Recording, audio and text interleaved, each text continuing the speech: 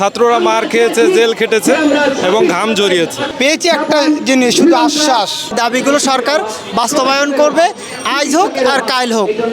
এদিকে শুধু আমরা তাকাই না, আমাদের বাবা মা তারাও আমাদের দিকে তাকায় আছে।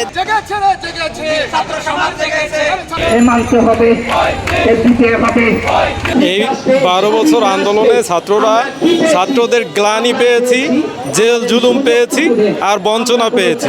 দিনের পর দিন, রাতের পর রাত এরা এই আন্দোলনকে সামনে এগিয়ে নেওয়ার জন্য নিজেদের সময় এবং নিজেদের পড়াশোনা সমস্ত কিছু বিসর্জন দিয়েছে শুধু এই 35 বাস্তবায়নের জন্য। ওয়ালটন ফ্রিজ কিনে অনেকের মতো আপনিও হয়ে যেতে পারেন মিলেনিয়াল।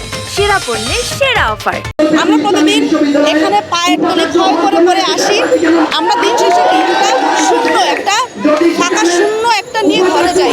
এদিকে শুধু আমরা তাকাই না, আমাদের বাবা মা তারাও আমাদের দিকে তাকায় আছে যে কবে এই দাবিটা বাস্তবায়ন হবে। চাকরির জন্য যে বইটা পড়েন সেই বইটা এতটাই আলাদা যে বইটার এত বড় একটা সিলেবাস থাকে যেটা শেষ করতেও 2-3 বছর টাইম লাগবে। সেখানে আমরা 2-3 মাসে কমপ্লিট করে সেটা কিভাবে পরীক্ষা দিয়ে পাশ করব, এইভাবে তো আমাদের সময় চলে যাচ্ছে। আমরা আশাবাদী অবশ্যই আমাদের এই দাবিগুলো সরকার বাস্তবায়ন করবে, আজ হোক আর কাল হোক। পেয়েছি একটা জিনিস, শুধু আশ্বাস।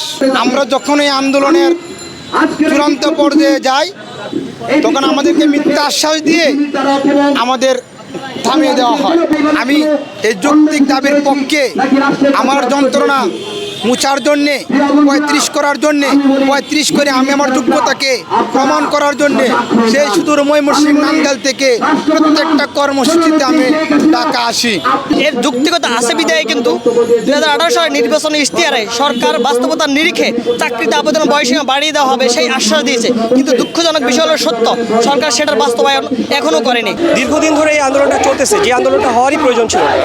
যদি লোক প্রশাসন বিভাগের কোনো টিচারকে যদি আপনি প্রশ্ন করেন যে 35 চাওয়ার জন্য আন্দোলনের প্রয়োজন আছে, আমি নিশ্চিত সেই টিচারটা বলবে যে এই আন্দোলনের কোনো প্রয়োজন নেই।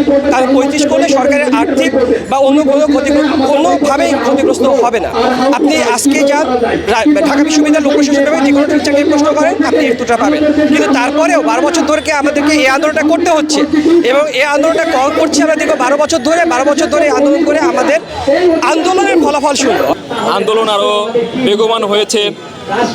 আন্দোলন আমাদের দাবি আদায় না হওয়া পর্যন্ত আমাদের আন্দোলন চালিয়ে যাব। আমরা আন্দোলন চালিয়ে যাব।